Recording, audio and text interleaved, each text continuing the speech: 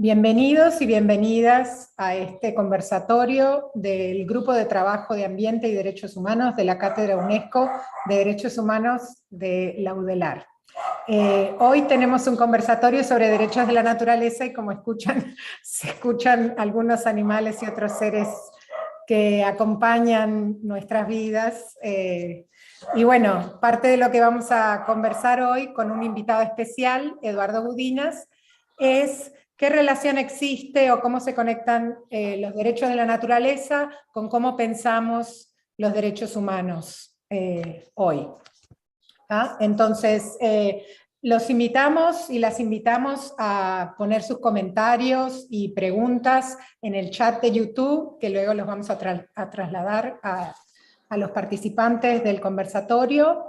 Y para empezar, vamos a tener a la profesora adjunta en la carrera de Relaciones Internacionales, Daniela Guerra, que va a hacer una introducción para contextualizar un poco por qué hoy estamos hablando de los derechos de la naturaleza y los derechos humanos, qué relación existe y en qué marco las Naciones Unidas y organizaciones internacionales están pensando esta relación. Daniela Guerra también es miembro del Comité Ejecutivo de RETEMA, la Red Temática de Ambiente de la UDELAR, así que tenemos mucha suerte de poder tenerla como vocera de quienes trabajamos en estas temáticas en la institución. Como dije, ya va a ser una breve introducción, después se va a presentar a nuestro invitado especial, Eduardo Budinas. Él va a dar compartir un poco sus ideas sobre los derechos de la naturaleza, y luego lo vamos a abrir a las colegas y colegas del grupo de trabajo para que comenten, hagan preguntas, y como dije, ustedes también pueden aportar sus comentarios y preguntas a través del chat de YouTube. Así que, bueno, damos comienzo, le damos la palabra a la profesora adjunta Daniela Guerra. Daniela. Muchas gracias, Mariana, y bueno, buenas tardes para todos y para todas. Es un gusto acompañar esta actividad y bueno, realizar estas palabras de apertura de esta actividad. Justamente esta actividad se enmarca en la declaración del Consejo de Derechos Humanos, que en el 48º periodo de sesiones que finalizó el 8 de octubre del corriente año en su resolución 43/13, proclama que tener un medio ambiente limpio, saludable y sostenible es un derecho humano y exhorta a todos los estados a trabajar juntos, pero también con otros actores para su implementación. Recordemos que en el 2018 el relator especial sobre la cuestión de las obligaciones de derechos humanos relacionadas con el disfrute de un medio ambiente sin riesgos, limpio, saludable y sostenible, informó, y cito, que un aspecto inusual del desarrollo de las normas de derechos humanos relacionadas con el medio ambiente es el hecho de que tales normas no se basan primordialmente en el reconocimiento expreso de un derecho humano a un medio ambiente sin riesgos, limpio, saludable y sostenible, o más sencillamente un derecho humano a un medio ambiente saludable, aunque ese derecho ha sido reconocido de diversas formas en acuerdos regionales y en la mayoría de las constituciones nacionales. No se ha aprobado en el contexto de un acuerdo de derechos humanos de aplicación mundial y únicamente un acuerdo regional, a saber, que es la Carta Africana de Derechos Humanos y de los Pueblos, prevé su interpretación en las decisiones adoptadas por un órgano de examen. Esta resolución, que la mencionada 43/13, fue impulsada por algunos países en particular, que son Costa Rica, Maldivas, Marruecos, Eslovenia y Suiza, y obtuvo 43 votos de apoyo y ninguno voto en contra, entre ellos Uruguay, Chile, Ecuador, Haití, Honduras, México, Panamá, República Dominicana, son los que justamente votaron este apoyo. Sin embargo, países como Rusia, China, India y Japón se abstuvieron de votar. Asimismo, se realizó no hace tanto la Declaración Conjunta de Expertos en Derechos Humanos de las Naciones Unidas para acelerar el fin de la era del carbono, para proteger los derechos humanos ante la evidencia sobre la clara y convincente, y así lo expresan, contribución de la actividad de minería y de combustión del carbón como causa y agravamiento de la emergencia climática global, efectos devastadores en la salud y el bienestar humano. El uso del carbón interfiere con el disfrute de una variedad de derechos humanos, incluidos los derechos a un medio ambiente seguro, limpio, saludable y sostenible, a la vida, a la salud y a los derechos del niño y de los derechos de los pueblos indígenas. Ambos temas son sustanciales y las declaraciones llegaron poco antes de la COP26 que está transcurriendo en estos días en Glasgow. La resolución mencionada, 43/13, reconoce dos aspectos que quisiera comentar. El primero, que el desarrollo sostenible en sus tres dimensiones, social, económico y ambiental, y la protección del medio ambiente, incluidos los ecosistemas, contribuyen al bienestar humano y al disfrute de los derechos humanos y promueven ambos, incluido el disfrute de los derechos a la vida, al más alto nivel posible de salud física y mental, a un nivel adecuado, a una alimentación adecuada, a la vivienda, al agua potable y el saneamiento, y a la participación en la vida cultural para las generaciones presentes y futuras. Y agrega la resolución, también como parte de estos reconocimientos, que el ejercicio de los derechos humanos, entre ellos los derechos de buscar, recibir y difundir información y de participar efectivamente en la dirección de los asuntos gubernamentales y públicos, y en la adopción de decisiones relativas al medio ambiente, así como el derecho a un recurso efectivo, es fundamental para la protección de un medio ambiente sin riesgos, limpio, saludable y sostenible. Naciones Unidas destaca particularmente al anunciar esta declaración el reconocimiento a la lucha de ambientalistas, activistas, pueblos indígenas, científicos y muchos otros actores de la sociedad civil. En 2020, Global Witness registró 227 asesinatos de defensores del medio ambiente, que defienden hogares, tierras, medios de vida y los ecosistemas vitales para la biodiversidad y el clima, por lo cual no es menor este reconocimiento. A partir de lo dicho, y allí sí quisiera compartir algunas de las preguntas de una reflexión crítica, que es más amplia, pero que como parte del grupo se traducen en al menos tres grandes preguntas que nos hacemos. ¿Qué visión tiene sobre los derechos humanos en relación al ambiente? ¿Qué importancia tienen diferentes formas de concebir el entramado de la vida en este momento? Y finalmente, ¿cómo compatibilizar los derechos humanos en un contexto de crisis ambiental con los derechos del ambiente en la realidad contemporánea? Quisiera resaltar finalmente la importancia de este evento, que significa un hito de trabajo en el Grupo de Derechos Humanos y Ambiente de la Cátedra UNESCO, la UDELAR, que se ha iniciado este año. En tanto, propone abrir un espacio para conversar, dialogar, intercambiar, que nos ayuda a reflexionar y conectar los temas ambientales con los derechos humanos. Muchas gracias y he finalizado. Bueno, muchas gracias, Daniela, por esta introducción que nos da un contexto para escuchar ahora a nuestro invitado especial, Eduardo Budinas. Lo invitamos especialmente porque él es un experto en derechos de la naturaleza y pensamos que nos va a ayudar a escuchar su perspectiva, a problematizar qué significan una perspectiva de derechos que integra el ambiente como algo integral y no como algo escindido de lo humano. Entonces, les voy a comentar un poco de la experiencia de Eduardo Budinas. Él es investigador en el Centro Latinoamericano de Ecología Social, CLAES. Desde hace más de 3 décadas sigue la problemática del desarrollo, el ambiente y los movimientos sociales en América Latina. Fue el primer latinoamericano en recibir la cátedra Arne Næss en Ambiente y Justicia Global de la Universidad de Oslo, Noruega. Es el referente de la ecología profunda en los estudios de la ecología. Y más recientemente fue Research Fellow del Centro de Estudios Avanzados de la Universidad de Múnich en Alemania.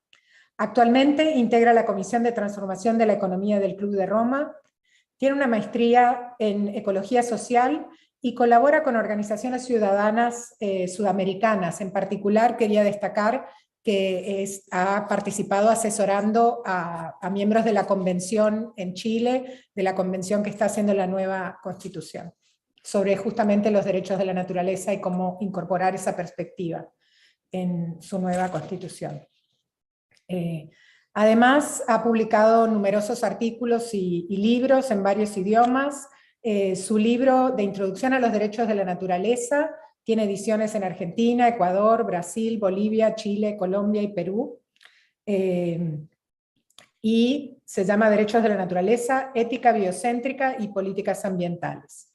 Y este año publicó un nuevo libro en español sobre extractivismos, derechos humanos y violencia, publicado en Bolivia, y además uno en inglés sobre la teoría de los extractivismos.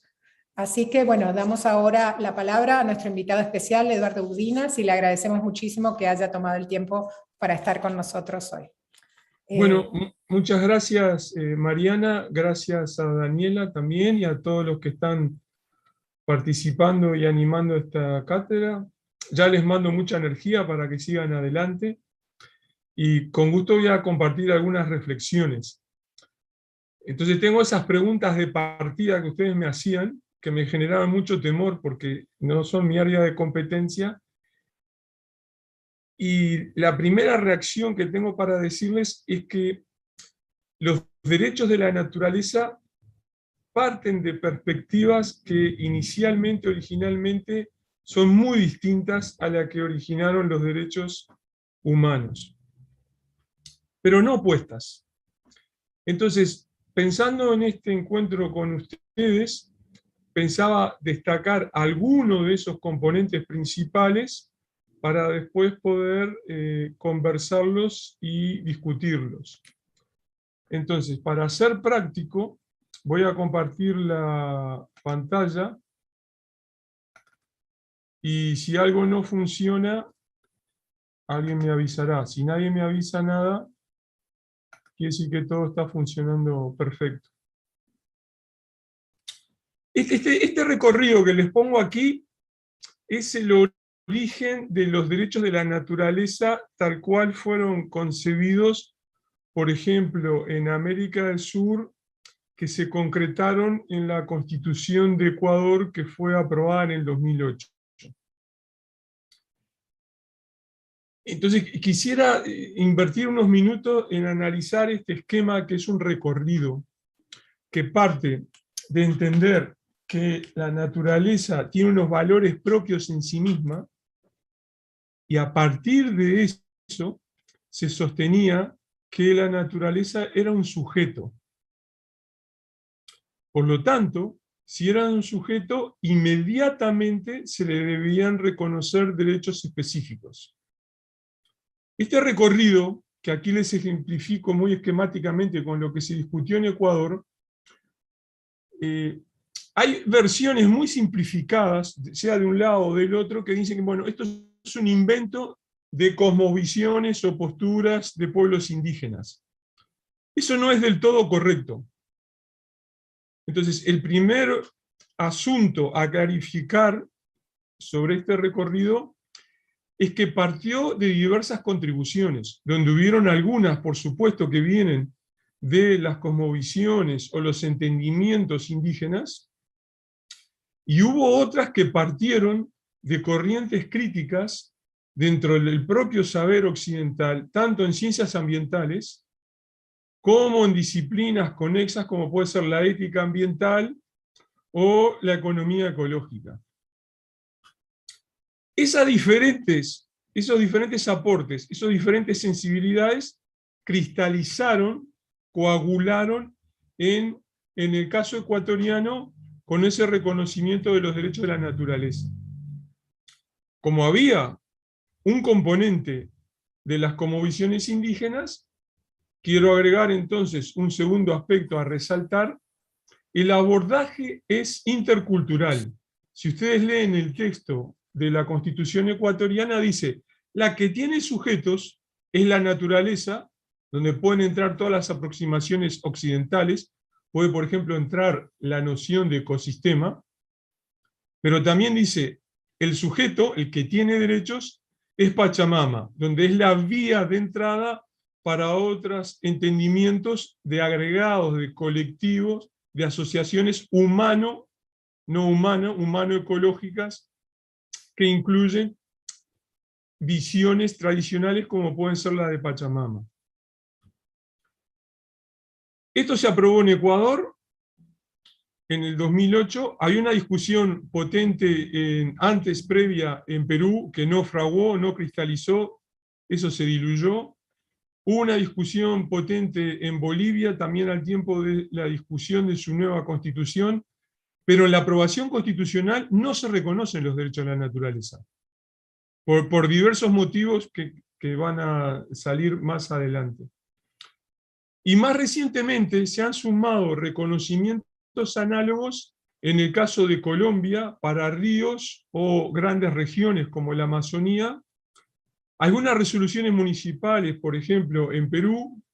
Hay intentos en diversos países del hemisferio norte, hay un intento en la India, hay uno que cristalizó muy interesante, pero muy interesante, en el caso de Nueva Zelanda, y así sucesivamente. Pero cuando yo examino algunos de estos recorridos, como por ejemplo lo que pasó en Colombia y lo que sucedió en Nueva Zelanda, el camino que se siguió para llegar a los derechos de la naturaleza es distinto y está bajo la perspectiva, la óptica, los modos de pensar que también originaron los derechos humanos.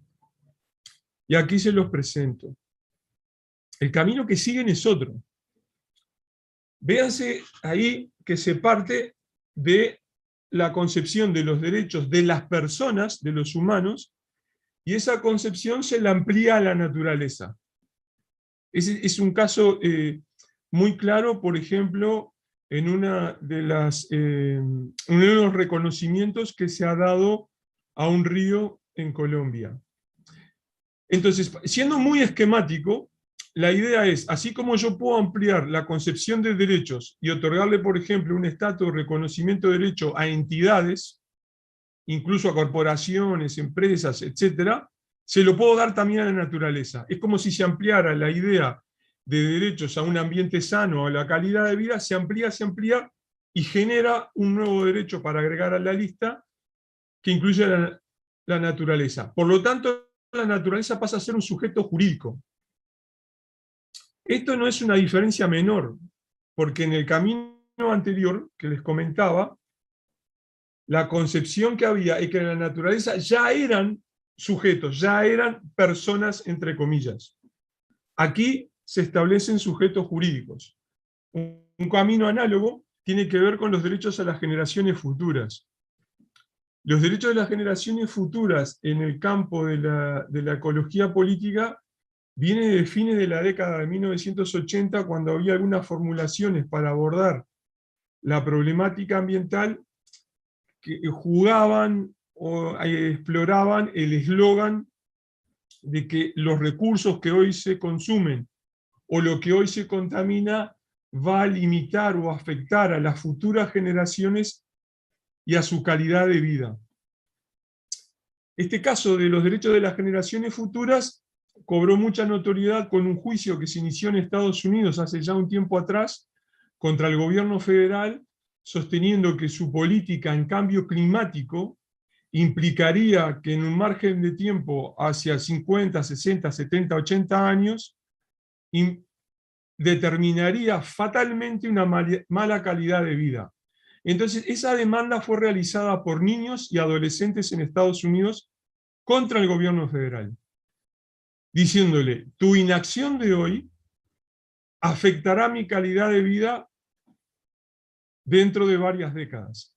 Un camino similar fue una demanda que se entabló en Colombia y que determinó que se reconociera en Colombia que la Amazonía era un sujeto jurídico de derechos como un modo, como un intento de frenar su deforestación.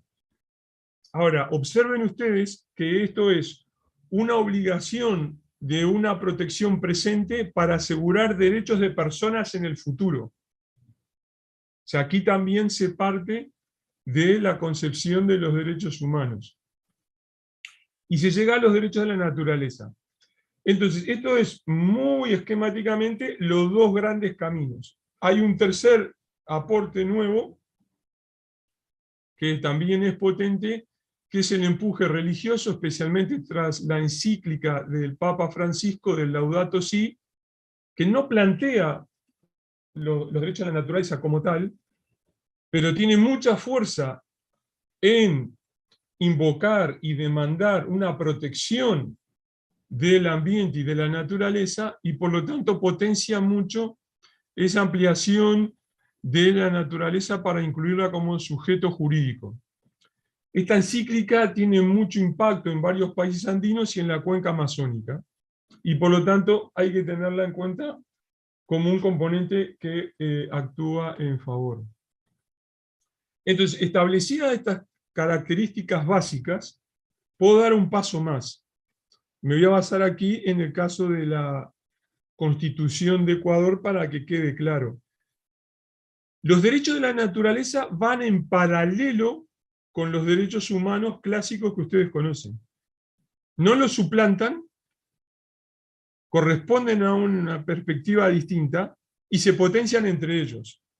Entonces ustedes tienen los derechos humanos clásicos, civiles, políticos, más los nuevos que se han ido agregando, dentro de ellos los que refieren, por ejemplo, a la calidad de vida, a la protección del ambiente, a la salud pública, e incluso los derechos que hacen referencia a la invocación general de la difusa de la calidad del ambiente. Y en paralelo a ello funcionan los derechos de la naturaleza. Esto tampoco es un tema menor, es muy importante, porque entonces ustedes la protección de la naturaleza la pueden invocar por cualquiera de las dos rutas, sea la de los derechos convencionales de las personas, o sea la de los derechos específicos de la naturaleza. Entonces, me podrán decir, bueno, entonces, ¿para qué complicarnos la vida? ¿Para qué tener derecho a la naturaleza? Bueno, ¿para qué? La respuesta a esa interrogante tiene que ver con que los derechos de la naturaleza surgen en ese primer camino de una forma muy distinta de considerar y de otorgar valores. Y ese es otro de los nudos de la cuestión que yo quiero enfatizar con ustedes. ¿Por qué? Porque las prácticas tradicionales en la toma de decisiones políticas, económicas, etc., concibe a la naturaleza en función de la utilidad que tiene para los seres humanos. Eso tiene todas las decisiones de la apropiación y gestión de los recursos naturales. Entonces, eso explica muchas distorsiones que se enfrentan en la actualidad, donde allí donde hay buenos negocios y es rentable, se extraen recursos naturales a pesar del impacto ambiental y del impacto social que esas actividades tengan. Y cuando hay personas, grupos locales o comunidades que desean evitar esas consecuencias negativas, frecuentemente en el proceso de toma de decisiones les reclaman que expresen, también en esa escala de utilidad, usualmente económica, que expresen, bueno, tu alternativa, ¿qué utilidad económica tiene? Un ejemplo muy común en todos nuestros países tiene que ver con la explotación minera o petrolera. Sus promotores invocan, si yo extraigo el petróleo o extraigo el mineral, voy a obtener un rendimiento de tantos millones de dólares. Ahora, si tú querés proteger el cerro, tu actividad alternativa, ¿cuántos millones de dólares me va a dar? Entonces se impone una forma de valoración expresada en esa utilidad para los seres humanos. Eso genera además otro problema. Aquellas personas o grupos locales que no desean valorar la naturaleza solo por una métrica económica, que dicen, por ejemplo, bueno, yo quiero preservar el cerro porque el cerro constituye un valor tradicional, un valor histórico, un valor ecológico por las especies amenazadas que tiene, o por su belleza paisajística, por lo tanto es invaluable desde el punto de vista económico, no me destruyas el cerro. Esos tipos de saberes y de sensibilidades quedan excluidos. En la práctica quedan excluidos. Entonces se obliga a otros saberes y sensibilidades a reconvertirse y traducirse a esa escala de valoración de utilidades. Los derechos de la naturaleza, por lo tanto, son los que permiten expresar esas otras éticas pero no ética en el sentido de la moral, sino ética en el sentido de valor, qué se entiende por valor y otras formas de valorar. Entonces eso me permite ahora avanzar en esa disquisición, ¿no?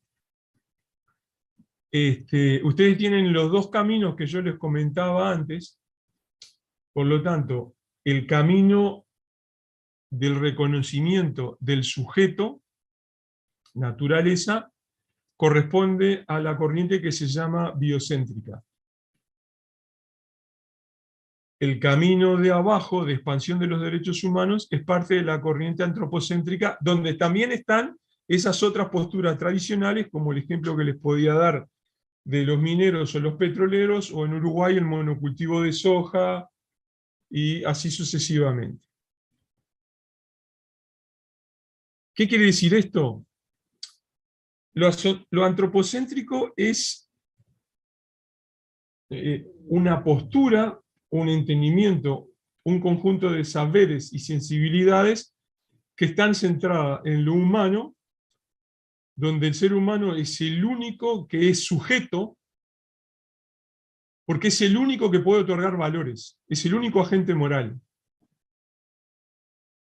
Eso determina una división tajante entre sujetos y objetos. Nosotros humanos somos los únicos sujetos, por lo tanto todo lo que nos rodea son objetos a utilizar o no de acuerdo a nuestras necesidades o urgencias. Esa distinción está en el centro del dualismo sociedad-naturaleza, que tiene un origen cartesiano y que llegó a estas latitudes con la colonia, como ustedes saben. Cuando ustedes leen los relatos de los viajeros o de los primeros colonizadores, esta dualidad sociedad-naturaleza está todo el tiempo presente. En sus razonamientos y en sus escritos continuamente están viendo lo que les rodea con temor, con asombro, pero simultáneamente, constantemente identificando qué recursos pueden extraer y aprovechar y enviar a la metrópoli. Por lo tanto, en toda la tradición occidental, eso está asociado a la dominación y el control, y la dominación y el control se expresaron en las ideas, en los talantes, en las perspectivas del progreso, por lo menos del siglo XVIII, se fortaleció notablemente en el siglo XIX, y eso se retradujo, se reconvirtió en lo que nosotros conocemos como desarrollo desde principios del siglo XX, incluso con algunos atisbos ya a finales del siglo XIX, y sigue hasta el día de hoy. Cualquiera de ustedes que ve la prensa convencional en estos últimos días que se está tratando la cumbre de cambio climático en Glasgow, van a ver desde los actores que tienen un modo de pensar muy tradicional, sostener una y otra vez la defensa del progreso o del desarrollo frente a lo que consideran como exageraciones de los ambientalistas de reducir las emisiones de gases invernadero y así sucesivamente. Ahora, ustedes vean esa lista, que yo la hice con cierta picardía, porque la postura de dominar y controlar la naturaleza funciona, responde a los mismos mecanismos por los cuales se dominan y controlan a las personas. Entonces, toda la temática de derechos humanos que hace referencia, por ejemplo, a violación de estos derechos en el medio rural, violencia en el medio rural, persecución de líderes locales, no acceso a la información, etcétera, etcétera, etcétera, está asociado a ese talante de dominación y control. La postura antropocéntrica domina y controla a la vez, simultáneamente, a otros humanos y a la naturaleza. Hay varios autores, y veo a Mariana en la pantalla y por eso lo agrego, hay varios autores que además analizan que ese mismo mecanismo está detrás de la dominación de los varones sobre las mujeres, los más veteranos sobre los más jóvenes, así como funciona de los humanos sobre la naturaleza. Frente a esta cuestión, se explica lo que les decía del utilitarismo, el valor económico y una supremacía cultural en entender el progreso, el desarrollo y así sucesivamente. Ahora, si yo comparo con el otro rubro que estaba arriba, con la otra perspectiva, la biocéntrica, la situación es muy distinta. Hay un desplazamiento de la centralidad de los humanos. Hay múltiples valoraciones. Entonces, esto es importante también para aclararlo. El biocentrismo no está opuesto a los antropocéntricos. El biocéntrico dice, hay valoraciones de los antropocéntricos y otras valoraciones adicionales. O sea, lo incluye y además le dice, hay otras formas de valorar y de entender el valor. No son opuestos, sino que van más allá. En esa multiplicidad de valores están los valores ecológicos, que yo puedo sopesar, por ejemplo, con el número de especies en un sitio, la diversidad, el endemismo, si están amenazadas o no. Hay valores que pueden ser históricos, hay valores que pueden ser culturales, estéticos, religiosos y así sucesivamente. Todos estos valores que les acabo de mencionar son múltiples, pero en el fondo siguen siendo asignados por los seres humanos. El biocéntrico da un paso más y dice, también hay valores propios en lo no humano que son independientes de la valoración que puedan hacer las personas. El valor intrínseco en lo no humano es la esencia de los derechos de la naturaleza. Es eso lo que lo distingue. Entonces yo voy a proteger a la naturaleza independientemente de si es útil o inútil para la utilidad humana, si es hermosa o fea a los ojos de las personas, o si está atada o no a una cultura. Y tiene un valor incluso allí donde no hay personas para adjudicarle ese valor. Solo como disquisición académica, por las dudas lo aclaro, eso implica que la naturaleza, en ese sentido, entre comillas, naturaleza, todo ese agrupamiento, es inconmensurable. Lo único que yo puedo tener son mensuras sectoriales para algunos atributos. Puedo mensurar el flujo de energía en un ecosistema. Puedo mensurar el número de especies. Pero no hay una métrica que me diga cuál es el valor de toda la naturaleza. Y esto es la principal crítica que se le hace a la valoración económica. Porque la valoración económica tiene la pretensión de que se puede convertir en una escala de medida que permite comparar cosas distintas y ser resumida en ese valor. Y entonces, como hay un reconocimiento de valores intrínsecos en lo no humano, hay una ampliación de lo moral, lo bueno, lo malo, lo justo, lo injusto, lo correcto, lo incorrecto, a lo no humano. Para hacer una lupa un poquito más en esto del valor intrínseco, porque es muy importante, esta discusión de qué tiene o no un valor intrínseco, claro, la damos nosotros humanos. Entonces se puede argumentar que esto es generado por humanos, es antropogénico, pero no es antropocéntrico en aquel sentido que yo les daba antes. Y esos valores intrínsecos, independientes de nosotros, se pueden expresar en propiedades como esas que están listadas ahí. Son valores que no son de instrumentos para nuestra utilidad. O sea, yo valoro el árbol, se reconoce el valor del árbol, pero no a partir de la utilidad que pueda darle a la madera que extraiga del tronco. Reconozco a un ser vivo por sus propiedades intrínsecas, más allá de las relaciones que mantenga con sus vecinos. Y por supuesto, lo que he insistido antes, tienen un valor que es independiente de que haya un agente humano externo, exógeno, para poder atribuirlo. Entonces, esta es la secuencia clave que responde a la lógica de los derechos de la naturaleza. Las consecuencias de esto son variadas. Yo acá les voy a mencionar algún par ya para para terminar. Todas las posturas biocéntricas, en tanto entienden sujetos no humanos, todas ellas se nutren de posiciones, aportes, etcétera, que están en los márgenes, están afuera o critican a todo el programa de la modernidad.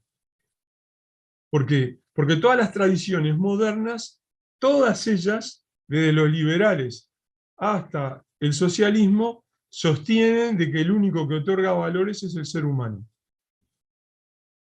Todas son antropocéntricas y están dentro de la modernidad.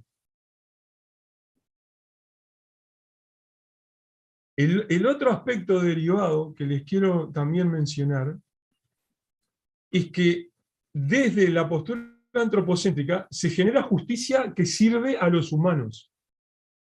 La novedad de los derechos de la naturaleza es que provee un mandato o requiere un mandato para una justicia entre no humanos. Eso explica esta distinción que les voy a presentar ahora, que está aquí, que es la justicia entre humanos, que ustedes pueden conocer, justicia social, económica, etcétera, etcétera, definida como la quieran definir, una justicia mixta entre humanos y ambiente, cuyo ejemplo más conocido es la llamada justicia ambiental, que es una perspectiva nacida en el hemisferio norte hace ya varias décadas atrás y que se ha vuelto muy potente, por ejemplo, en Brasil, que enfatiza que las comunidades que son minorías étnicas o raciales o las más pobres padecen diferencialmente un peso mayor de los impactos ambientales. Y finalmente hay una justicia con los no humanos, que sería una justicia ecológica, que es defender aquella especie independientemente de su utilidad o su finalidad. Todo esto está en discusión ahora. Por ejemplo, Mariana mencionaba el caso de Chile. Bueno, en Chile hay una fuerte presión para hacer minería de litio en el en el norte del país, que tiene características de muy bajo nivel de biodiversidad. Entonces, algunos defensores de esta minería dicen, bueno, pero esto no es la Amazonia, no hay esa riqueza exuberante de los ambientes tropicales. Entonces, ¿por qué detener el progreso, el desarrollo? Aquí aplica la justicia ecológica, porque aún donde hay pocas especies, y esas especies pueden ser pequeñas, no tienen utilidad comercial, no tienen utilidad agronómica, no tienen utilidad farmacéutica, etc., y además algunas de ellas pueden ser feas estéticamente, incluso allí esas merecen ser protegidas. De esta manera, esta justicia entre humanos sirve también para diferenciarla de la justicia ecológica y diferenciarla en algo que pienso puede ser de interés para la conversación con ustedes, que son acciones de caridad o misericordia. O sea, yo puedo tener caridad o misericordia con un animal o con un monte nativo, pero eso no implica justicia. Puede haber reclamos individuales para defender un sitio y otro, pero eso no está asociado a la justicia. Y así sucesivamente.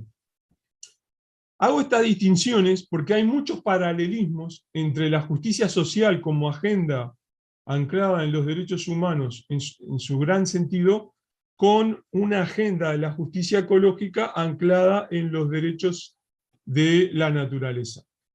Y ahí les dejo para que quede en el video las formas de contacto, y este es un super mini esquemático recorrido de las cuestiones de los derechos de la naturaleza, y con gusto ahora podemos conversar.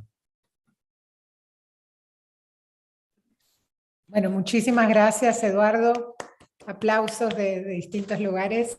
Y bueno, ahora los invito y las invito a los colegas que están acá en el Zoom del Grupo de Trabajo de Ambiente y Derechos Humanos de la Cátedra UNESCO de Derechos Humanos de la UDELAR, que hagan comentarios, preguntas, y también a quienes nos acompañan a través del canal de YouTube de la UDELAR pueden poner sus comentarios o preguntas en el chat y los trasladamos.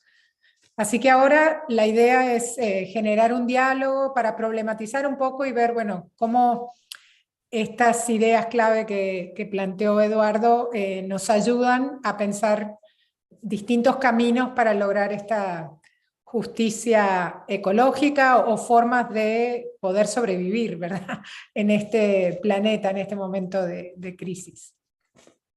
Así que no sé quién levanta la mano o le doy la palabra.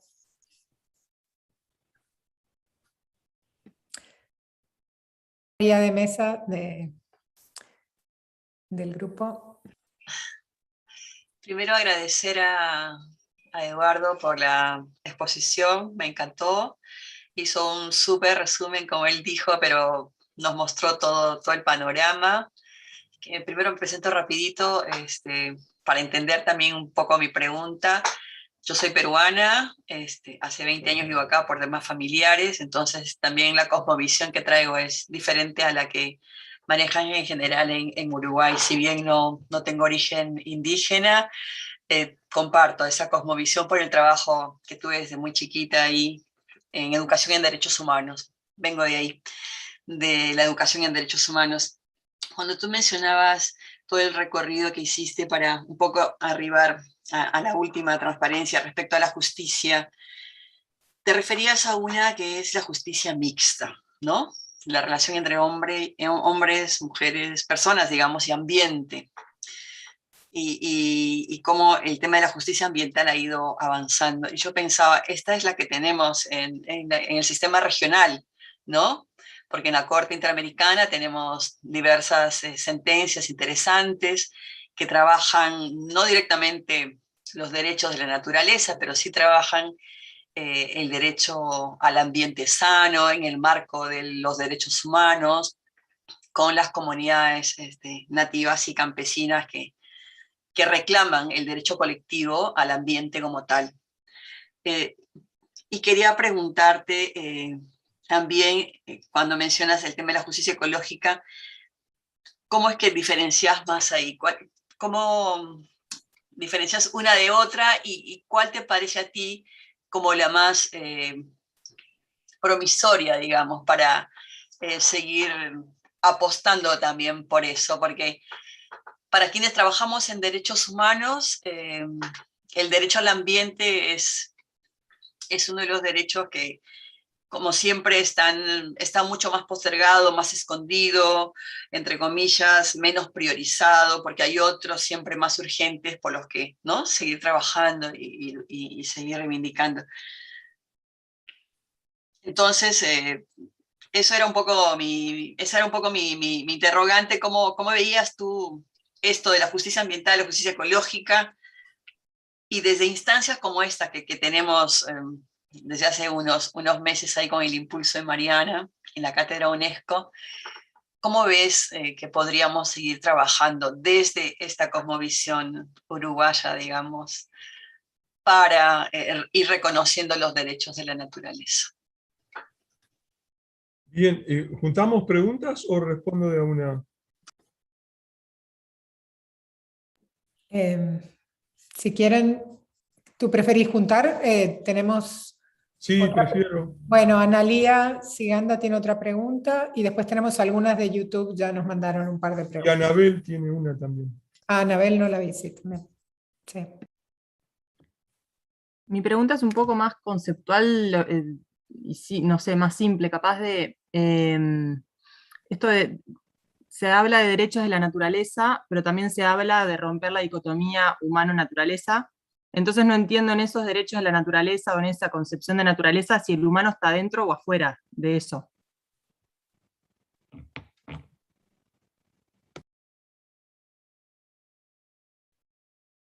Anabel, sí.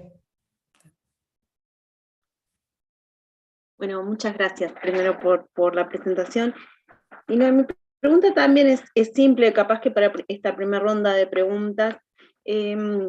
Yo me quedé pensando si en esta visión como antropocéntrica, que está como más asociada, que puede llevar más al límite, pero siempre dentro de la modernidad, lo que planteabas la asociación con la modernidad o el desplazamiento que implica la visión más biocéntrica, Y bueno, y me preguntaba, por ejemplo, si no es porque estamos partiendo de un concepto de justicia, de derecho, que es muy arraigada al sujeto, al ciudadano, ¿no? Como el individuo separado, digamos, y los derechos como algo que no implican el derecho a la trama social, al reconocimiento de la heterogeneidad, de la autonomía, digamos, también en lo humano. Porque, digo, hay como distintas, como, me parece, perspectivas como más políticas, ¿no? Entonces, si en realidad también dentro del sujeto jurídico, si lo ampliáramos más como una idea más decolonial, digamos, ¿no? No tan basada en el concepto jurídico más moderno, el sujeto, más como desde el homo económico y el homo individual, si lo entendemos más como trama humana y en relación a la trama con la naturaleza y en ecosistemas que tienen su propia autonomía más allá de los valores y que obviamente se suponen y obviamente tienen una relación de interdependencia, si no se puede como ampliar desde ahí también las fronteras sobre el concepto como de lo moderno, ¿no? Desde la decolonialidad, y no sé si tiene que ser sí o sí del biocentrismo o desde el propio concepto político que implica el sujeto jurídico. No sé si fue muy clara, es una pregunta bien concreta, pero... Sí, fantástico. Bueno, paso, empiezo con Flor. La diferenciación entre esa justicia mixta, por ejemplo, la justicia ambiental, es que tú tenés argumentos para invocar no se contamine, por ejemplo, un barrio marginal ocupado por una comunidad de personas que viven en la extrema pobreza, porque, por ejemplo, afectan su salud, afectan la calidad de vida, y eso se puede evaluar, por ejemplo, con una dosificación de plomo en sangre. Entonces, esa es la típica aproximación de la justicia ambiental. Entonces, tú fíjate que se están invocando un daño, entre comillas, a personas humanas, asociado a que esas personas humanas además están marginalizadas o excluidas en alguna dimensión social o económica, y que padecen un impacto ambiental, pero no se reacciona al impacto ambiental en sí, sino a que el impacto ambiental daña, entre comillas, su salud. La justicia ecológica va por otro camino. Entonces, por ejemplo, si tú estás ahora viviendo hace mucho tiempo en Uruguay, supongamos que se quiere forestar un campo en la cuenca del río Tacuarembó con eucaliptus, pero ahí se encuentra viviendo un gusano plano, que es un bicho feo, asqueroso, bien plano y chato, que no tiene ningún valor no hay ningún principio activo conocido que sea utilizable por el sector farmacéutico o por el sector medicina, no tiene ningún valor productivo porque no se puede cosechar, pero tampoco sirve como especie emblemática para poner en la publicidad de una gran revista, como puede ser una ballena, o, o las aves que tenemos en el Uruguay, porque es un bicho feo para la mayor parte de la gente. Entonces pasa desapercibido y se vuelve muy difícil proteger al gusano plano de la cuenca del río Tacuarembó. En cambio, la justicia ecológica no necesita demostrar de que es útil o que es hermoso. Lo va a defender por sí mismo. Esa es la distinción. Esa es la clave de la distinción. Para Analía, bueno, en tu pregunta está la respuesta. Es así.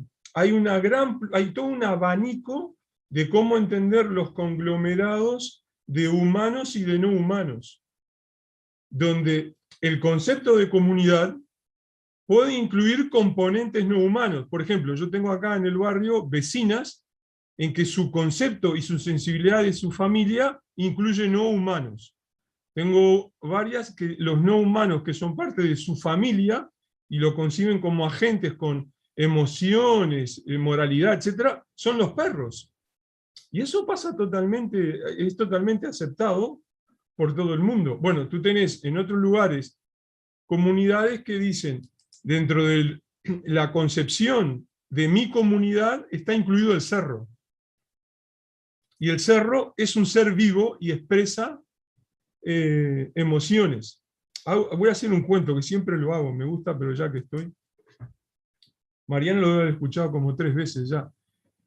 Yo una vez estaba en un, porque además veo a Flor, que es de Perú, estaba en una evaluación, de una discusión de un estudio de impacto ambiental de un proyecto minero en el Cusco, que tenía que ver con el nevado de la Usangate.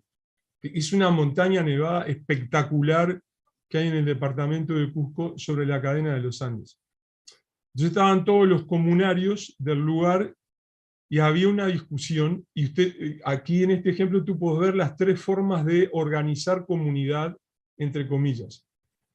Había un grupo de personas del lugar que estaban a favor del emprendimiento minero porque consideraban que ello iba a ser beneficioso económicamente, y por ejemplo podían vender insumos o podían rentar sus automóviles, etc. Estaban dentro de la economía y de la cosmovisión convencional occidental. Entendían que eso les iba a generar dinero. Entonces la comunidad para ellos era nosotros, y ese cerro es un objeto que hay que aprovechar. Había un segundo grupo que decía, no estamos de acuerdo con un emprendimiento minero en las faldas del cerro, porque eso destruiría nuestra forma de uso tradicional de la tierra, nuestras prácticas agrícolas y de pastoreo. Pero fíjense entonces que la invocación era, la comunidad para ellos eran sus tierras de cultivo y sus animales de pastoreo, y ahí terminaba. Y se oponían al emprendimiento minero por esas razones. Había un tercer grupo, el más pequeño, que decía, bueno, nosotros no sabemos si estamos a favor o en contra del emprendimiento minero, pero sí estamos seguros de que el cerro está en contra. Entonces, el cerro era un sujeto que para ellos se expresaba y hacía patente su disconformidad con que fuera a ser aprovechado por el emprendimiento minero. Entonces, para ese grupo, el cerro era un sujeto político que participaba de la discusión. Entonces, en parte enfocándome ya en la pregunta de Anabel, el de la política, los sujetos políticos que discuten ahí en plural, incluyen a un sujeto no humano que es el cerro. Ahora, para muchos de los uruguayos y uruguayas pueden decir, bueno, esto es una cuestión propia de una cultura, de un folclore, etcétera, alejado de los nuestros. Pero acá quiero recordar la experiencia del grupo de mujeres que se oponía al emprendimiento minero de Valentines, que si ustedes ven, hay un video que quedó de esa experiencia, donde ellas relatan sus argumentaciones y sensibilidades de por qué se oponían al proyecto minero Aratirí, recordado bajo el gobierno de Mujica, ¿no? Y si ustedes recatan esos videos, van a ver que la sensibilidad y la apelación en defensa de la tierra como sujeto era muy similar a la que se observa en otras comunidades de otros lugares de América Latina, incluidos grupos indígenas. Porque establecen lazos de identidad, hay una identidad expandida que incluye el terruño, donde he nacido, crecido y así sucesivamente. Entonces, los derechos de la naturaleza no es que impongan nada, los derechos de la naturaleza abren puertas para hacer visibles otras formas de valorar y de entender colectivos socionaturales que se organizan de diferente manera. Y ahí paso ya alguna cosa, respondí para Anabel, pero lo que dice Anabel es tal cual cierto. Hay un hecho histórico, innegable y a la vez político. Por ejemplo, en la Constitución de Ecuador, si yo quiero hacer una reforma constitucional, tengo que sentarme, articularme y meterme dentro del entramado jurídico propio de la modernidad. No hay otra. Entonces, para aquellos grupos que querían, de alguna manera, por ejemplo, en el caso de Ecuador, reivindicar su idea de Pachamama, no tienen más remedio que darse la mano con la concepción occidental de los derechos. No es contra los derechos, sino que es aprovechar la idea occidental de los derechos para reformularla y ampliarla. El biocentrismo no está en contra de la modernidad. Abre la modernidad y dice que hay otras alternativas exteriores a ella. Ahora, lo que dice Anabel, yo no lo mencioné por una cuestión de tiempo, pero es tal cual. La idea esa de derechos de la naturaleza como sujeto está arraigada en la concepción de derechos que viene después de la Segunda Guerra Mundial, de los derechos políticos y sociales. Es parte de esa tradición. No tiene nada que ver con la tradición de la Revolución Francesa, de la libertad y la igualdad, no. Porque está atada a una lucha política de las últimas décadas de reivindicación de derechos para, por ejemplo, pueblos originarios que tenían sus derechos excluidos. Entonces viene atado y está además acoplado por la práctica de años y años con la reivindicación de igualdades en los derechos políticos y sociales.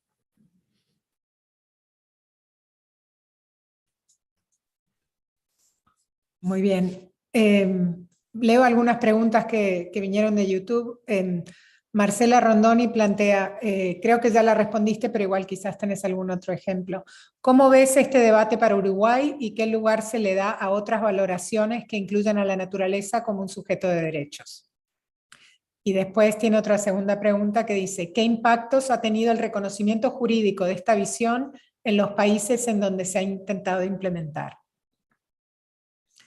Y también tenemos un comentario y pregunta de Santiago Miranda, que es parte de este grupo también, pero ahora está participando por el YouTube, que dice, fantástico, ¿cómo puede implementarse la tercera perspectiva de justicia ecológica para la jurisprudencia uruguaya? Para que la jurisprudencia uruguaya sustituya la reparación económica por la recomposición ambiental no monetaria.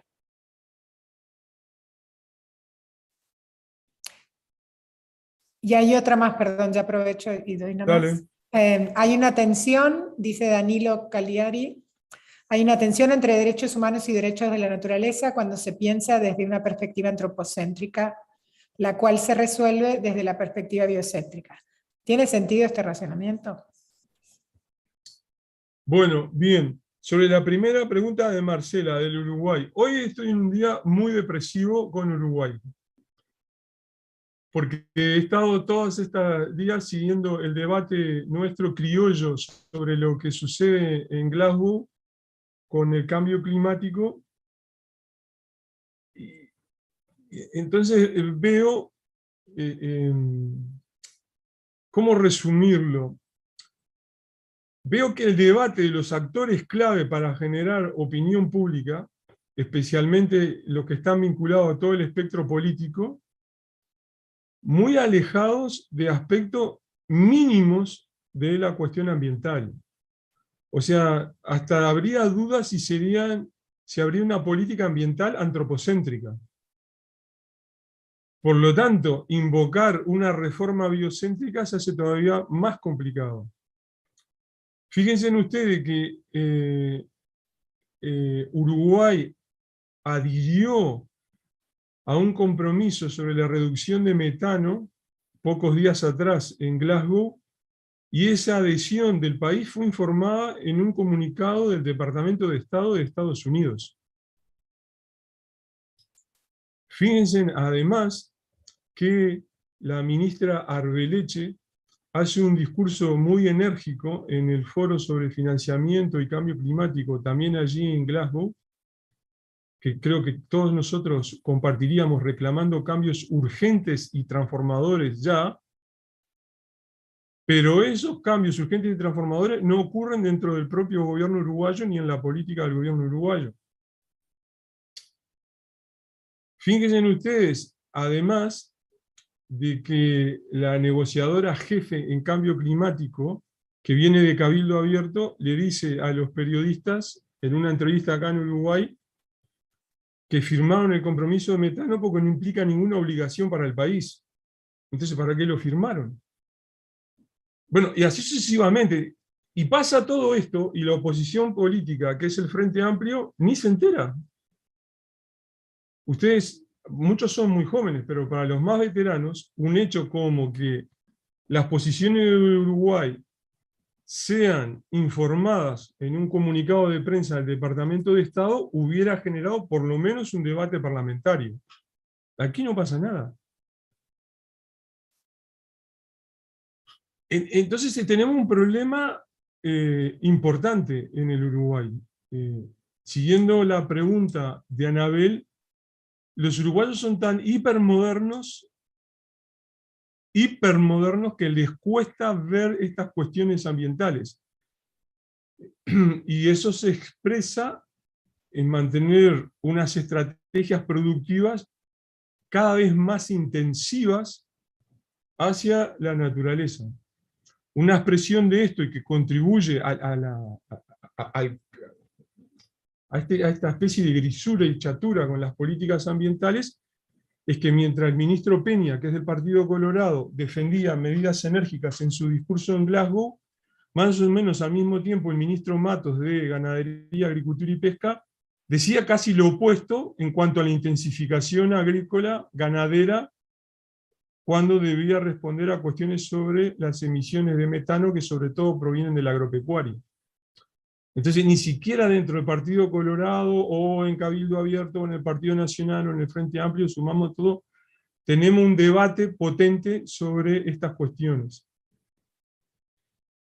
Entonces lo veo difícil. El Uruguay tiene muchas otras ventajas en otros sentidos, pero hay un atraso notable en cuanto a la cuestión ambiental. Ahora, sobre el impacto de estos reconocimientos en los países vecinos, el impacto ha sido muy pequeño. Por ejemplo, en las grandes tomas de decisiones, como es la expansión de emprendimientos petroleros en zonas de alta biodiversidad como la Amazonía, no han tenido efecto. Pero permiten una discusión y existe un debate que no es posible en Uruguay y que sí en aquellos países puede invocar, por ejemplo, los derechos a la naturaleza. Entonces, para hacer un análogo de cómo veo yo la situación, porque esto me lo preguntan repetidamente, en aquellos países que tienen aprobado un régimen de derechos de la naturaleza, pero que tienen enormes dificultades para que esto se traduzca en políticas públicas o en acciones judiciales efectivas, la situación que se está viviendo es muy parecida a la previa o alrededor de la Revolución Francesa y esa época cuando por primera vez se comenzaba a hablar de los derechos universales del hombre. Ahora, nosotros, siglos después de esa situación, seguimos teniendo problemas con los derechos humanos clásicos y se incumplen en muchos sitios. Pero nadie diría vamos a abandonarlo porque hay problemas de incumplimiento. Entonces, con los derechos de la naturaleza está sucediendo algo similar. Se aprueban, pero hay incumplimientos. La solución es decir, bueno, ¿vamos a abandonarlo? No, no lo es. La solución es aplicarlos en serio. Los derechos de la naturaleza tienen la ventaja de que me permiten discutir un gran abanico de temas que en las perspectivas tradicionales están vedados, porque no tienen cabida muchas de estas cosas que yo les contaba antes. Entonces, con esto también explico e intento contestar un poco la pregunta de Santiago. Ahora, la advertencia que hace Santiago, esa diferencia entre reparación económica y recomposición ambiental, es clave. Eso es típico de los derechos de la naturaleza. Es más, si ustedes leen la Constitución ecuatoriana, fue innovadora no solo porque reconoce los derechos de la naturaleza, sino porque en el siguiente artículo dice que también es un derecho de la naturaleza la restauración de los ambientes dañados, modificados, alterados por el hombre. Entonces, la restauración ambiental es también un mandato que impuso esa Constitución. Y la última pregunta, Danilo. Sí hay una tensión de los derechos humanos y los derechos de la naturaleza que se expresa en el campo de las políticas públicas. Ahora, desde el punto de vista de los derechos y de este abordaje conceptual, no, porque los derechos de la naturaleza no son opuestos a los derechos humanos, sino que de alguna manera los incluyen o los cobijan como un subtipo para una forma específica de valorar. Acuérdense que el biocentrismo son valoraciones múltiples. Ahora, hay una tensión en la implementación de esto, sí, sin duda. Los derechos de la naturaleza no implican naturaleza intocada, no implican ecosistemas intocados, sino que imponen otra forma de discutir la toma de decisiones sobre qué se va a sacar, aprovechar, modificar, etc. Bueno, ahora tenemos unas preguntas de acá del grupo de ambiente. Tenemos a Patricia Iribarne primero. Bueno, buenas tardes y gracias, Eduardo. Me quedo pensando, y capaz que recién trajiste una posible respuesta, pensando en nosotros, en el colectivo y desde este grupo, ¿desde dónde podemos empezar a pensar aportes para este cambio de paradigma o que estás como describiendo, ¿no? Recién comentabas ahí como un punto clave lo que traía Mirande, Santiago. Entonces me pregunto eso, ¿qué otros puntos claves pueden haber para poder aportar desde nuestro colectivo a este cambio cultural, pongo yo, no sé si es así, que se requiere para que nosotros en nuestra sociedad, en especial en la uruguaya, podamos empezar a cambiar y a pedir que se cambien a nivel de políticas públicas o de otras dimensiones algunos aspectos que pueden ser claves también en las tomas de decisiones, como este ejemplo que traes también, ¿no? Entonces, ¿de qué forma nosotros podemos aportar para eso? Y otra pregunta tal vez más puntual, que también me rondaba desde hace un rato, es ¿qué diferencias pueden haber ahí en la literatura? Aparecen otras posturas éticas como la ecocentrista, y tú traes la antropocentrista, la biocentrista. ¿Qué diferencias pueden haber la biocéntrica con la ecocéntrica, para tener así también un poco más de claridad de esas otras posturas éticas que existen? Gracias. Y ahora Daniel Pena. Buenas. Bueno, primero muchas gracias, Eduardo. Buenísimo que tengamos este espacio. En realidad mi preocupación va más por el lado como de lo concreto, pensando en cómo este cambio en la normativa o a nivel, bueno, distintos rangos de la normativa, pero en el caso ecuatoriano en la Constitución, pero en otros casos como el de Colombia que mencionabas del río y eso, ¿de qué maneras sirven o capaz que podés contar, conoces alguna experiencia en concreto, como un apoyo, como una herramienta que potencia la lucha concreta, ¿no? Pensando en que, bueno, también estas herramientas, así como los derechos pueden ser una herramienta de protección, también son una herramienta discursiva, digamos, y cuando pensamos en derechos pensamos en ciudadanía-Estado, y es el mismo Estado el que se supone que protege los derechos, es el mismo que transa, digamos, ¿no? con el gran capital, justamente en contra de esos derechos. Y en el extractivismo latinoamericano es lo más claro.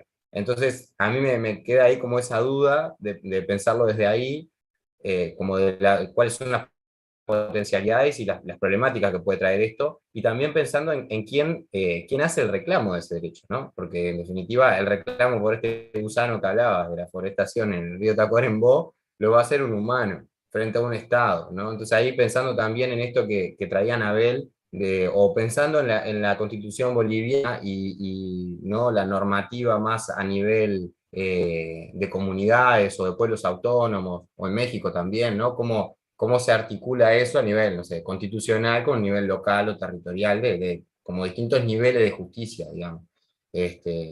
Nada, lo pensaba como por ahí me venía la duda, como bien de lo concreto, de qué manera nos sirve. También, yo que sé, en Argentina se está discutiendo, porque Alberto Fernández salió a troche y moche a decir que va a sacar una ley de delito ambiental, y ni siquiera existe el proyecto de ley. Y bueno, también es otro mecanismo, ¿no? No pensarlo desde el derecho, sino desde la penalidad, ¿no? Del derecho penal, digamos, desde el Código Penal. Entonces ahí está también como otro camino que podría ser posible también, pensando en esto. Pero bueno, gracias. Adriana Goñi. Sí, bueno, muchas gracias por el breve pero provocador resumen. Yo lo voy a tirar más arriba, lo voy a tirar en el rearme, digamos, en los discursos y en la imagen de futuro que se está dando ahora con el tema, por ejemplo, del cambio climático, de las opciones para la humanidad, ¿no? En discursos en los que generalmente se crea como un miedo, ¿no? Se crea como un pánico por lo que está sucediendo, se crea una imagen que además es transmitida y es sobre todo consumida en estos artefactos urbanos que hemos creado, que a veces están lejanos, ¿no?, de los lugares en donde se están dando las tragedias climáticas. Esa imagen de futuro que se está generando está teniendo claramente, ya está todo el paquete preparado de cuál es la respuesta que deberíamos dar, ¿no? O sea, la resiliencia, toda una serie de medidas tecnológicas, y que América Latina no está para nada ajena, lamentablemente, a toda esta cuestión, y que los estados están comprando muchos de estos paquetes, ¿no? Por ejemplo, con la pandemia a mí me tocó hacer parte de una coordinación latinoamericana y casi todos los, acá no funciona mucho, pero los comités de emergencia eran por terremotos, deslizamientos, o sea, todas cuestiones en lo que para ellos la resiliencia, ¿no?, la acción inmediata ya tenía todo un protocolo en la que el Estado fundamentalmente controlaba todo, pero nunca se hablaba de las causas o de evitar, etcétera, etcétera, ¿no? Entonces ahí hay un desafío enorme, porque en realidad el sistema se está rearmando rápidamente para decir, sí, esto es una catástrofe, esa naturaleza que nosotros podríamos decir desde otro lado, bueno, la naturaleza exige derechos y además toma represalias, ¿no? Diciendo, bueno, y además asustar un poco diciendo, bueno, o reconocemos sus derechos o bueno, nos va a hacer pagar por eso, en cierta forma. En realidad se está apaciguando o mitigando rápidamente el impacto del desastre que estamos creando. Y eso va también relacionado a algo que en general todos decimos, pero que nos cuesta mucho, y sobre todo en América Latina, que es decir, bueno, es más en concreto, ¿cómo hacemos esto con el modelo urbano tan acentuado que tenemos, ¿no? ¿Cómo hacemos esto estando tan alejados de la tierra, de los ecosistemas que queremos proteger? Y eso en Uruguay es bastante evidente, y ahí donde suceden las cosas muchas veces lo que se reclama es justamente la falta de protección para la denuncia, o la falta de juzgados ambientales, o la falta de medios en los que poder organizarse en Uruguay, digo, ¿no? En los territorios donde suceden las peores catástrofes, y siempre depender de unas decisiones que se toman bastante centralizadas en el centro de la ciudad. Entonces, bueno, ahí es eso, ¿no? Como qué imagen de futuro y en torno a qué transformación de base, incluso atacando algunos de las formas de vida y de consumo y de construcción del hábitat que tenemos, tendríamos también que estar organizándonos nosotros en nuestro discurso y en nuestra comunión, como decía Patricia, por donde nosotros promovemos otras formas de habitar este planeta, ¿no? Y no nos dejamos engatusar y atrapar inmediatamente por el tema de, bueno, la tecnología, no se preocupen, que nos salvará, y la Rockefeller crea esta unión que son las 100 ciudades resilientes, en las que en realidad dice, bueno, si nosotros levantamos digas más fuertes, Nueva York no se hunde, si nosotros no le damos a los metros una cierta permeabilidad, no sé qué, las bombas de agua no les van a hacer nada, y así, etcétera, etcétera. No sé cuánto va a durar esto, pero tiene toda la mirada, y como decías tú, nuestros políticos, ingenieros, los han comprado en toto, ¿no? Porque es la verdad que lo que hemos escuchado en estos días de Glasgow son casi todas transformaciones tecnológicas y muy pocas sobre los estilos de vida, ¿no? Quizás, Eduardo, ¿querés responder estas? Hay una pregunta más, no sé si preferís responder estas y después hacemos la otra, o querés... No, agregá esa, y Florencia. Sí, Florencia Muniz tiene una... Hola, gracias Eduardo por la síntesis muy clara. Y mi pregunta es bastante concreta. En realidad vos hablás de que, bueno, los derechos de la naturaleza también implican la reconstrucción de de los daños. Y quería saber si existen algunas experiencias que ya estén en esa línea, y bueno, y un poco vinculado a lo que Daniel preguntaba, bueno, ¿quiénes son los que están como velando por defender ese derecho, ¿no? Si son colectivos y si es colectivos organizados, qué tipo de quiénes son esos entes que defienden la naturaleza, y si se ha llegado a esto de la recuperación o todavía no está en ningún lugar del mundo, estamos todavía preparados para eso. Gracias. Bueno, gracias a todos. Paso a contestar las preguntas. Comienzo por Patricia. Bueno, no soy abogado, pero si ustedes observan en la reforma constitucional de Uruguay, que se introduce las cuestiones de agua y demás, la temática ambiental aparece como de interés general. La Constitución de Uruguay sigue siendo la única de las Américas que no reconoce específicamente un derecho al ambiente sano, a la calidad de vida, etc. Más allá de que hay abogados que sostienen de que eso está implicado en el texto constitucional revisado. Pero eso no lo dice explícitamente.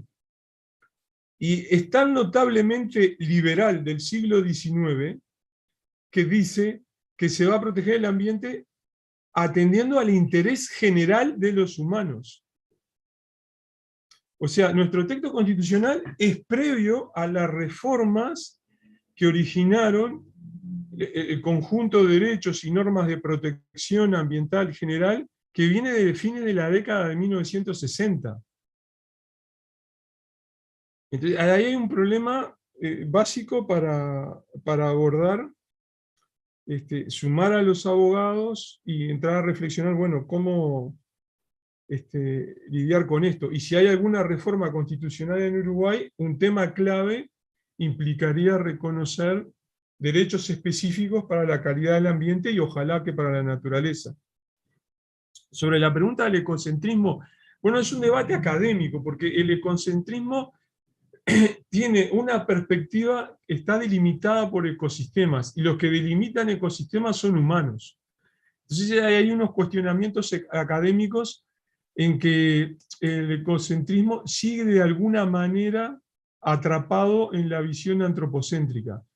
Asociado a esto hay otra discusión subsidiaria en que utilizar la categoría de ecosistema no es neutra, porque la idea de sistema y de ecosistema que viene de la ecología vegetal de principios del siglo XX no era inocua. O sea, la visión sistémica es una visión de ingenieril, de administración y de gestión tecnológica de los sistemas. Entonces ahí hay toda una discusión académica sobre eso. En el caso ecuatoriano, que no les importaba esta discusión académica, por suerte para nada, su punto de partida ya era biocéntrico porque estaba todo ese gran influjo del reconocimiento, por ejemplo, de la Pachamama, de la Madre Tierra, que no tiene nada que ver con el reconocimiento de ecosistemas o ecosistémico, ¿no? Las preguntas de Daniel. Bueno, yo creo que una cosa que dice Daniel, intenté mencionarla antes, pero lo refuerzo en esta respuesta a él. La presencia de los derechos en la naturaleza y la invocación de los derechos en la naturaleza tiene una potencia en el discurso y en el debate ciudadano, político, etcétera, muy potente. Y en los países donde esta cuestión tomó carne, se debatía en amplios niveles. Por ejemplo, tanto en Ecuador como en Bolivia, era un tema que se discutía, haciendo la analogía para los uruguayos, en el subrayado, este gigante que empieza a las 7 de la tarde y termina a las 9:30 de la noche. O sea, se debatía en los noticieros centrales y tenía que ir un ministro de Estado a dar respuestas sobre los derechos de la naturaleza. Entonces, imaginen ustedes, nuestro ministro de Industria teniendo que ir a dar respuesta de cómo llevar adelante o no una política en energía frente a un contendiente que le habla de los derechos de la naturaleza acá en Uruguay. Era ese tipo de debates. Y entonces, ¿Quién hacían esos reclamos? Y había múltiples actores, y esos actores son diferentes de un país y de otro. Por ejemplo, miren el surgimiento inesperado en Chile de que un grupo muy importante de constituyentes en la Convención Constituyente son defensores de esta idea de los derechos de la naturaleza. Vienen de múltiples sectores y regiones del país. Inesperado, en parte, pero por otro lado también bienvenido, porque algunos de ellos tienen una larga tradición desde movimientos ciudadanos, desde la reflexión académica, etc. Entonces hay todo tipo de actores que están funcionando en esto. Y bueno, hay una mezcla siempre entre actores que son, digamos, militantes locales o regionales, con otros que vienen más del mundo de la academia, que pueden estos académicos ser o no más o menos militantes. Y esa mezcla sí se repite en todos los países. Por ejemplo, de hecho, la presidenta de la comisión, miren ustedes, en la Constituyente de Chile, la Comisión de Ambiente de la Constitución se llama de Ambiente y de los Derechos de la Naturaleza. Y cuando ustedes examinan el debate en Chile, consideran que este es uno de los temas clave para resolver, y es uno de los dos temas que más causa preocupación a los sectores conservadores y a los sectores empresariales, y que es más atacado desde esos flancos. Ese ataque, a mi modo de ver, refleja de que no estamos aquí ante una iniciativa de 4 o 5 propia de algún taller de ONGs, sino que la discusión es tan potente y es tan vigorosa que genera una reacción de temor desde la élite del poder. Entonces les decía, la presidenta, la coordinadora de esta comisión, es abogada y a la vez es militante en temas de derechos de la naturaleza, en temas de agua y en temas de feminismo. Tiene esas 3 condiciones en la militancia y además es abogada. Entonces, eso también se repite en muchos países. Para las observaciones de Adriana, entiendo lo que ella dice, pero ahora me pongo optimista. Hace un rato estaba muy pesimista, pero ahora me pongo optimista. ¿Por qué? Porque cuando ella decía todo esto, que está bien que es así, también reconozco que la discusión de alternativas, sobre todo en el hemisferio del norte, es muy paupérrima en el sentido de que son alternativas para meter parches o ajustes tecnológicos o ajustes políticos dentro de lo que ya conocemos. En cambio, las novedades radicales, las novedades que cambian los modos de entender nuestra relación con la naturaleza, en este caso partieron de América Latina. Y de hecho ellos miran la discusión que hay sobre derechos de la naturaleza con ciertos toques de envidia y con un intento de aprendizaje. Entonces, en algunos temas, la experiencia sudamericana lidera los debates internacionales.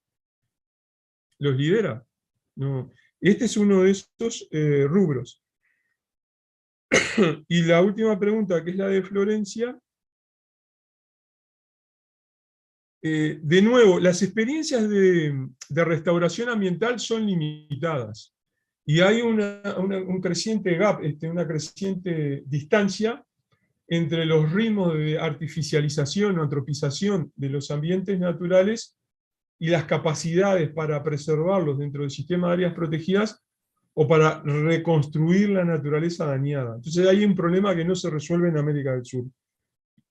Esta es una de las fallas que tenemos, sea por los derechos de la naturaleza como sea por la legislación de un ambiente sano que podría estar amparando los sistemas, por ejemplo, de parques nacionales.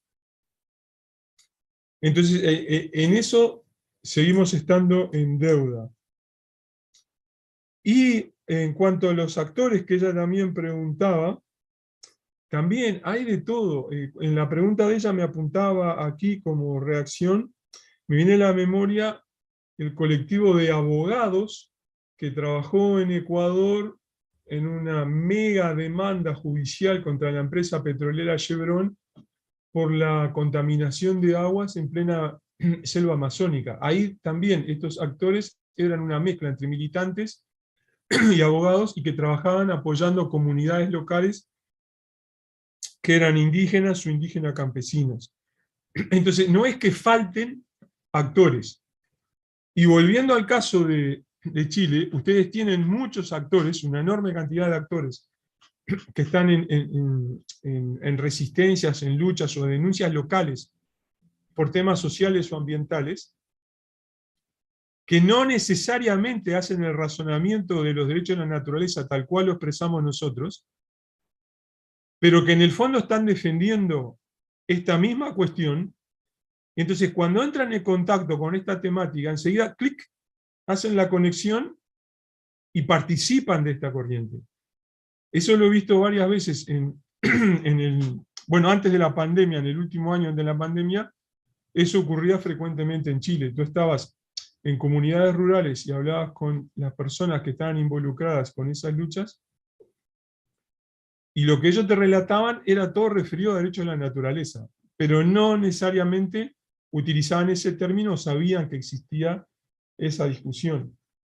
Entonces, a medida que se fortaleció la coordinación entre grupos nacionales, entre distintas regiones, etc., esta temática prendió y eso explica su resultado en la constituyente. Tenemos una pregunta acá de Analía Siganda y después hay varios comentarios del chat de YouTube. Entonces, quizás Analía tú primero y después leo los comentarios.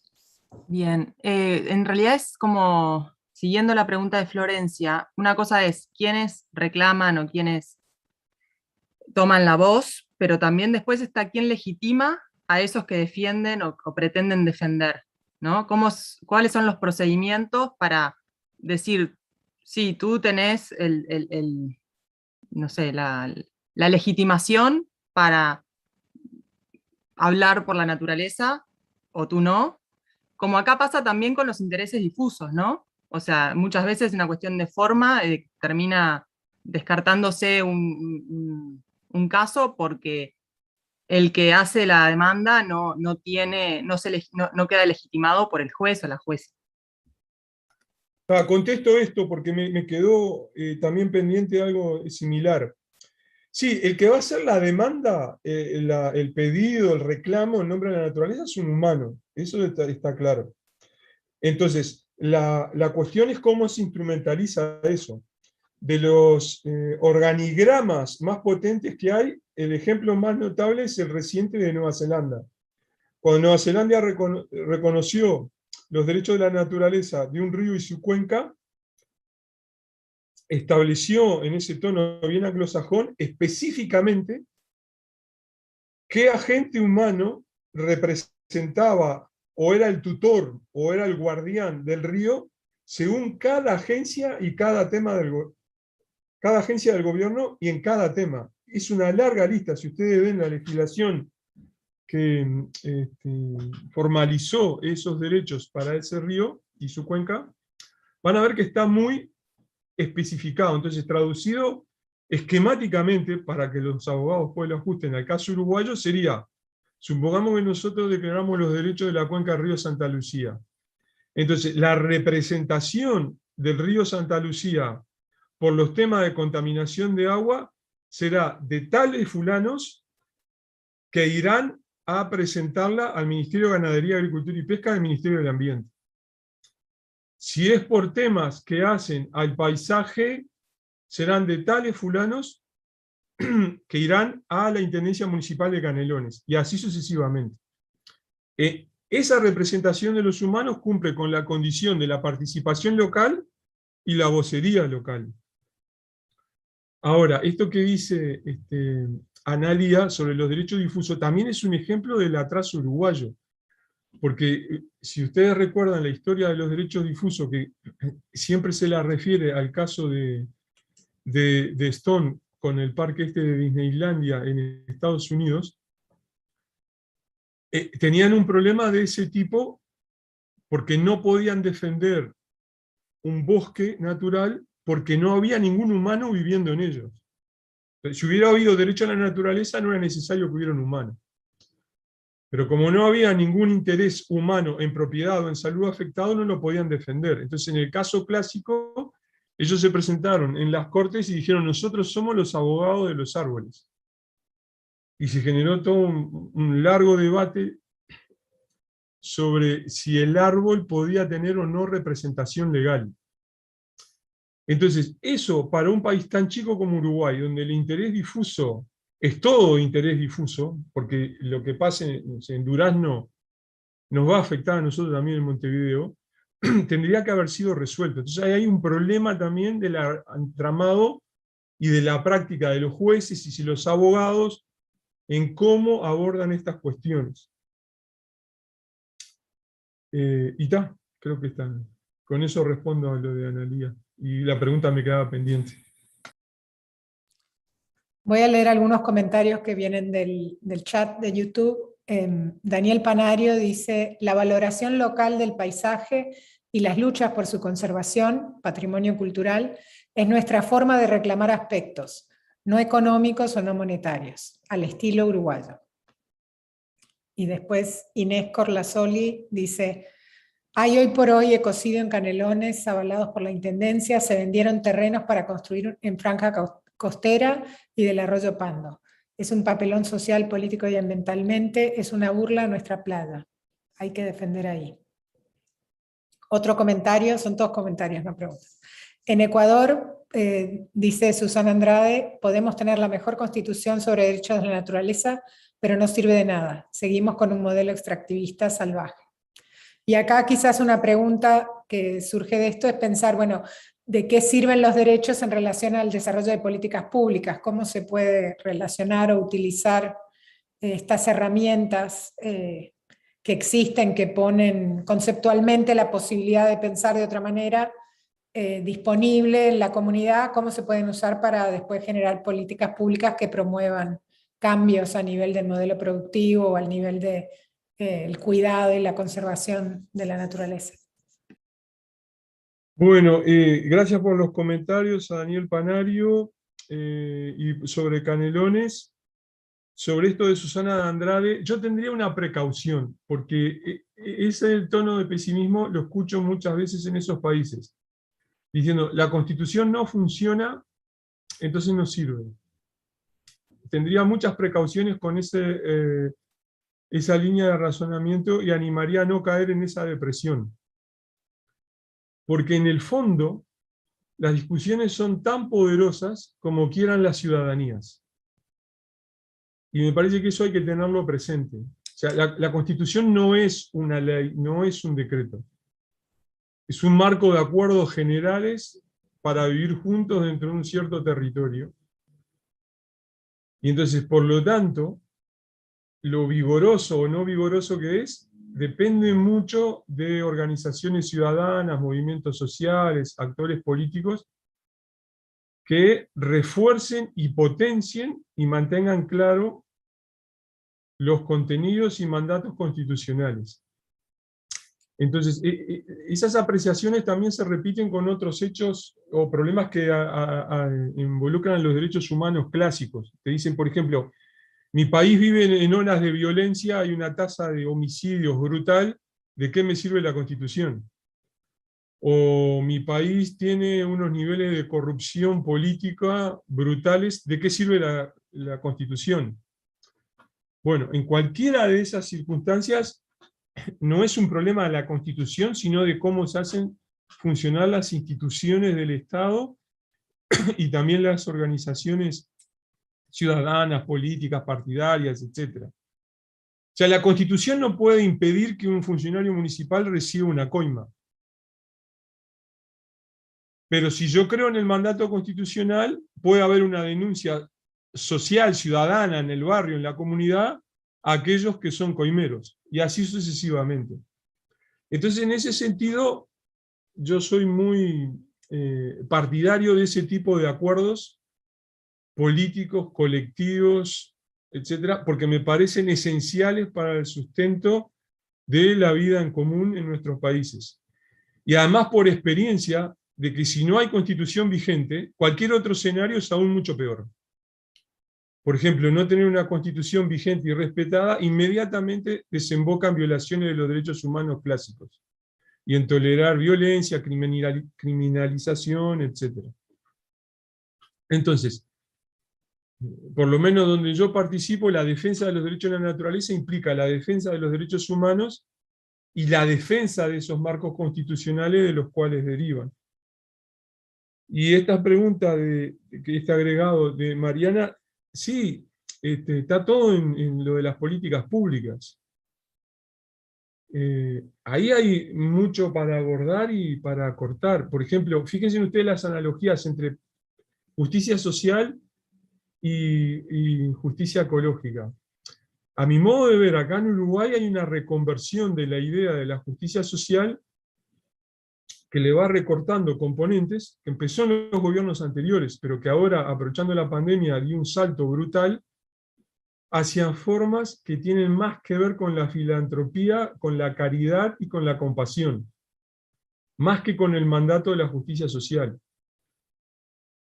Entonces tenemos formas, algunas de ellas privatizadas, de ayudar, por ejemplo, en una olla popular barrial, que está bien.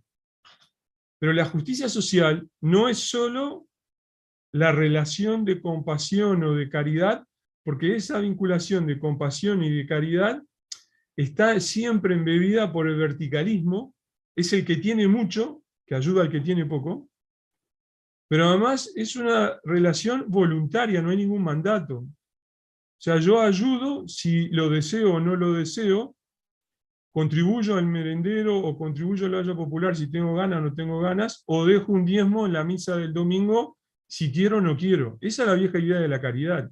La justicia es una cosa mucho más compleja que exige mandatos y acuerdos colectivos. Entonces, en mi razonamiento, y probablemente todos ellos equivocados, seguramente, una de las consecuencias de la pandemia es una transformación, un viraje sustancial hacia esas formas de caridad, filantropía, etc., y que pasan desapercibidas porque todo el mundo está asustado con la pandemia. Y si no hay justicia social, tampoco puede haber justicia ecológica ni justicia ambiental. Pero yo puedo tener caridad ambiental, entonces puedo tener una campaña de grandes empresas que ayudan a descontaminar una playa. Pero eso no es ni justicia ambiental ni es justicia ecológica. Pero tengo compasión con los pingüinos empetrolados. Pero eso no representa la justicia ecológica. Y entonces yo creo que ahí hay una deriva, y como estas cuestiones, manifestaciones de caridad y filantropía, tienen un buen marketing publicitario, pasa desapercibido que de alguna manera tapan huecos que deja una retracción del amplio abanico de lo que era la justicia social y también de lo poco que había de justicia ambiental en el Uruguay, ¿no?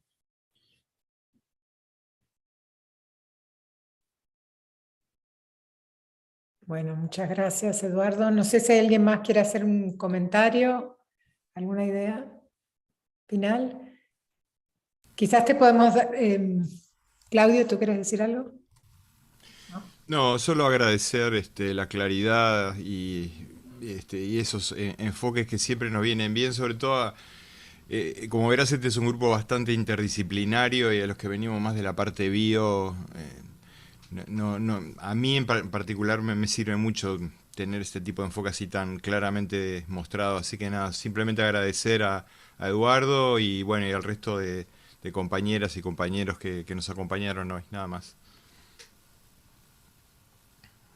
Bueno, si nadie más quiere hacer un comentario, quería si querés tú hacer un comentario de cierre, Eduardo, y agradecerte profundamente que hayas tomado tu tiempo para estar acá con nosotros y responder nuestras preguntas y ayudarnos a seguir pensando en estas difíciles formas de conceptualizar la relación derechos, naturaleza, seres humanos, naturaleza, qué somos y cómo podemos lograr sostener la vida de maneras más justas y que respeten la diversidad.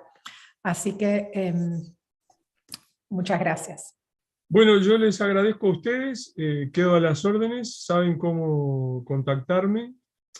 Les mando mucha energía para el trabajo que les espera. Y una vez más, muchas gracias por la invitación. Buenísimo, muchas gracias a todas y todos por estar acá. Muchas gracias. Arriba. Muchas gracias.